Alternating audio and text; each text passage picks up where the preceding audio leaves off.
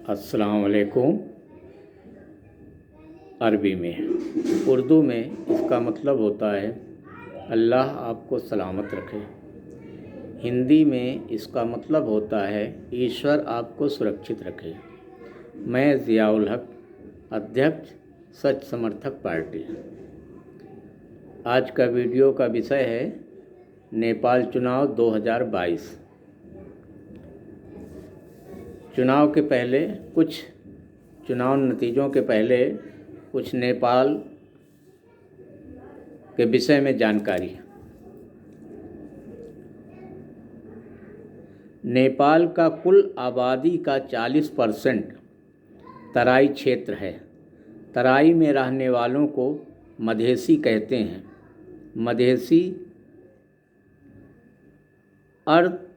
मधेसी का मतलब है मध्य प्रदेश।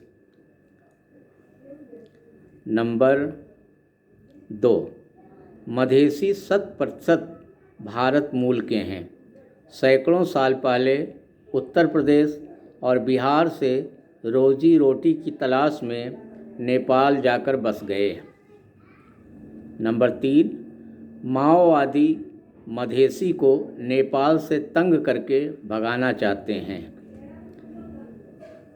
नंबर 4, मधेसियों की कई पार्टियां हैं। नंबर 5, अंग्रेज़ों ने 1816 और 1860 की संधि में मधेश को नेपाल के राजा को सौंप दिया और वर्ष 1923 की संधि द्वारा नेपाल को स्वतंत्र देश के रूप में मान्यता दे दी। 1951 में 2001 के 20 मधेश में पहाड़ियों की जनसंख्या 6% से बढ़कर 33%, जबकि 2011 में यह 50.3% हो गई। हिंदुस्तान 30/12/2015। सोनौली काठमांडू हिटी एजेंसी। अलग मधेश राष्ट्र की आवाज़ उठी। नोटबंदी के कारण ये नंबर 6, नोटबंदी के कारण 950 करोड़ रुपए नेपाल में फंसा है। वहाँ की सरकार भारत से इसके बदले 14 करोड़ 60 लाख डॉलर की मांग कर रहा है। मांग न मानने के कारण नेपाल ने भारतीय करेंसी 200, 500, 2000 की नोट पर रोक लगा दी है। पेज 12, हिंदुस्तान 21/12/2018। पुष्परंजन।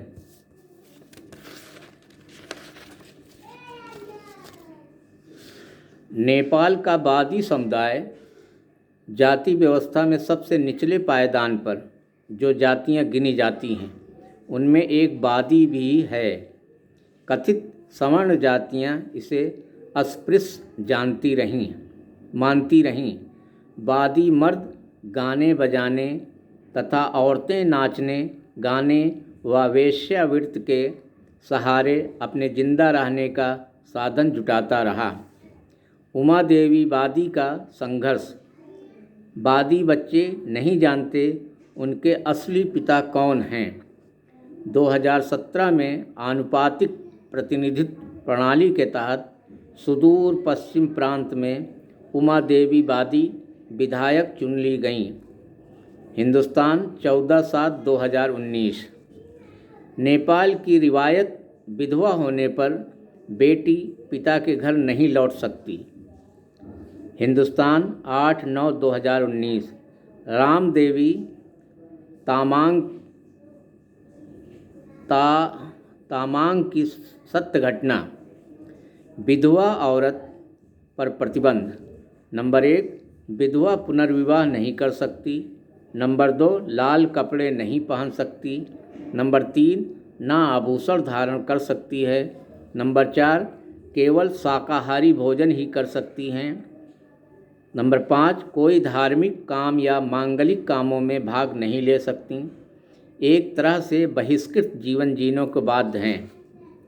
पूरे नेपाल में लाखों विधवाएं अभिशप्त जीवन जीने को मजबूर हैं। अगला नंबर,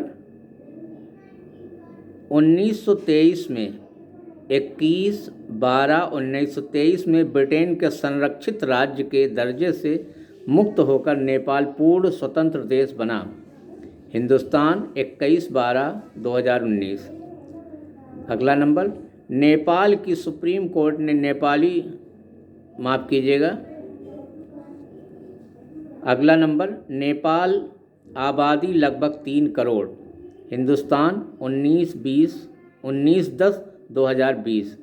काठमांडू पोस्ट। अगला नंबर, 1950 की संधि में अनुच्छेद 2 में क्षेत्रीय अखंडता की चर्चा है। अनुच्छेद 5 को बदलकर नेपाल तीसरे मुल्क से हथियारों का अबाध आयात चाहता है। अनुच्छेद 6 में आर्थिक बाध्यताएं हैं। अनुच्छेद 7 को संशोधित करने के बाद भारतीय मूल के लोग वर्क परमिट के आधार पर ही नेपाल में काम कर सकेंगे। पृष्ठ 10, हिंदुस्तान 20/1/2021। Pushpranjan, Asia news.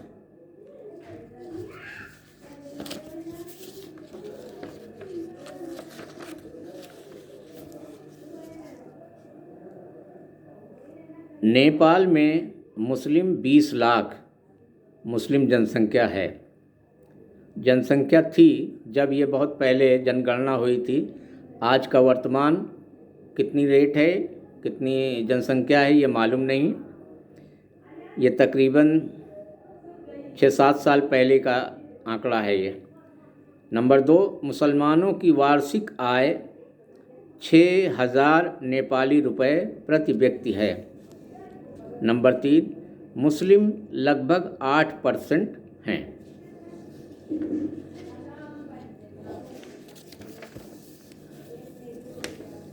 ये तो हुई कुछ नेपाल के बारे में जानकारी। अब जो नेपाल का अभी चुनाव हुआ है 2022, उसके बारे में।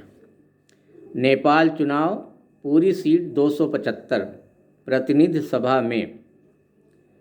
नंबर 1, नेपाल चुनाव 2022 प्रत्यक्ष और समानुपातिक सीटों के परिणाम। ओली की नेशनल कम्युनिस्ट पार्टी यानी एमाले 78 सीट पर जीते। प्रचंड की नेपाली कम्युनिस्ट पार्टी यानी माओवादी 32 सीट पर जीते। राजावादी राप्रपा 20 सीट पर जीते। हिंदुस्तान 3/12/2022। जो नया समझौता हुआ, जो नई सरकार बनी, उसके मुताबिक 2.5 साल सबसे पहले प्रचंड प्रधानमंत्री रहेंगे, उसके बाद 2.5 साल ओली प्रधानमंत्री रहेंगे।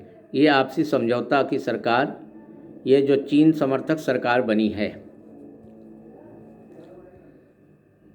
एमाले माओवादी गठबंधन सरकार को राष्ट्रीय स्वतंत्र पार्टी रासपा, राष्ट्रीय प्रजातंत्र पार्टी रापुपा, जनता समाजवादी पार्टी जसपा, जनमत पार्टी, राष्ट्रीय उन्मुक्ति पार्टी राउपा और स्वतंत्र सांसद प्रभु शाह और किरण कुमार शाह व अमरेश कुमार सिंह का समर्थन होगा। पेज 8, हिंदुस्तान 27/12/2022।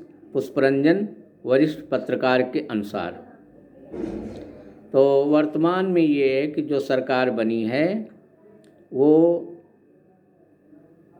कम्युनिस्टों की बनी है, जो दो धड़े मिल कर के बनाए हैं मेन, और इनके अलावा कुछ छोटी छोटी पार्टियों ने, जिनका अभी मैंने नाम लिया, सब मिल कर के सरकार बनाए हैं। ये सरकार चीन समर्थक मानी जा रही है और इसमें 2.5 साल प्रचंड माओवादी जो हैं कम्युनिस्ट पार्टी के, इनके ये प्रधानमंत्री रहेंगे, और 2.5 साल के लिए ओली जो कम्युनिस्ट पार्टी एमाले के नेता हैं उनको प्रधानमंत्री बनाया जाएगा। यह है वर्तमान राजनीतिक स्थिति नेपाल की।